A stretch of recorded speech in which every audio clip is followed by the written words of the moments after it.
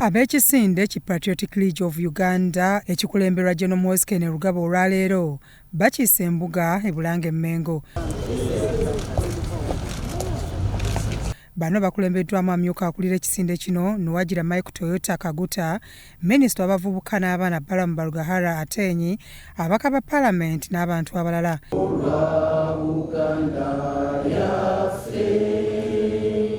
Emmengo baaniriziddwa Minisita w'ennono n'obuwangwa Oweekitiibwa Anthony Wamala nga yakiikiridde Katikkiro Charles Peter Mayiga.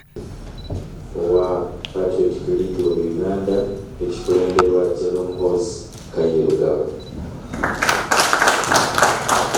Minisita Balamu awaddeyo obubaka obuvudde omukulembeze n'asiima Mmengo okwanirizanga abantu bonna. Pulezidenti musanyufu nnyo okulaba nti Ssaabasajja yakomawo nga mulamu okugyawo ebigambo ebyali byogerwa abantu nti Kabaka muwambe kyamukola bulungi nnyo. Era Pulezidenti asabira Ssaabasajja obulamu obulungi ate era amwagaliza obulamu obw'emirembe. Ku lwa General Muhoozi Kainerugaba, Chairman Toyota atuusizza obubaka bwe era n'asiima Katonda olw'okuwonya Ssaabasajja Kabaka, n'ayongera okusiima enkolagana eri wakati wa PLU ne Mmengo. Era naffe tusiima omukisa ogwo okuweebwa omukisa ogusooka okujja wano nga ffe tusoose okujja okuyozaayoza Kabaka waffe. Njagala kutwala omukisa okutuusa obubaka bwa General MK, asiima Obwakabaka olw'enkwatagana olw'okuba kati ye ng'ali mu security era security akola n'abantu, era asiima okuba nti enkwatagana ku security n'Obwakabaka nnungi, era asiima tuze n'ebirabo bya nte 10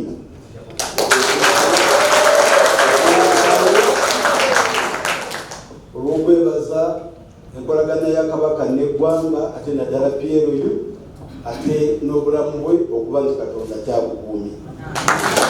Toyota agambye nti Patriotic League of Uganda tesosola era nabo baaniriza buli muntu awatali kwawula. PLU abawagizi baayo abasinga bali wano mu Buganda. Abasinga wano era bwe ngamba nti Omuganda yimirire be basinga nga kwotadde General Secretary waffe wano akiikirira Kasambi. Njagala kwebaza kuba omukisa ogwo okulaba nga PLU teyawuddeemu mu ddiini, teyawuddeemu mu nganda, mu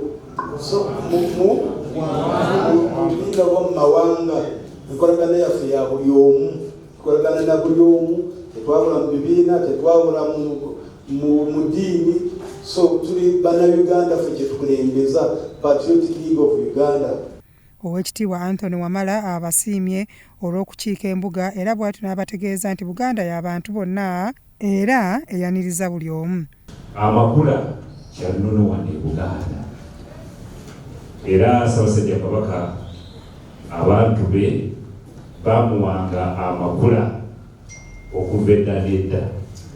N'olwekyo nga PLU bwe musalawo nga tujaguza emyaka gino 31 ne muleeta amakula ewa Ssaabasajja, tubeebaza nnyo.